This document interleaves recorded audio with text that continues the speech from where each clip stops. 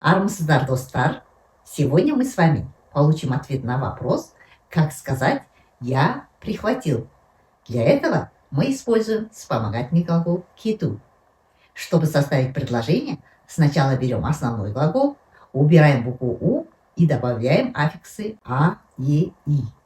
Потом берем вспомогательный глагол «киту», убираем букву «у» и добавляем аффикс «т», потом личные окончания.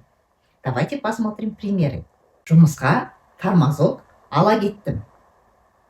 Я прихватил тормозок на работу. Слово «тормозок» – русское слово, но в разговорной речи мы его иногда не переводим. Но можно заменить словом «тамақ». Жұмысқа тамақ ала кеттім. В разговорной речи вспомогательный глагол еще означает взять что-то с собой, забрать. Например, баланы мектепке ала кетші. Пожалуйста, забери ребенка в школу.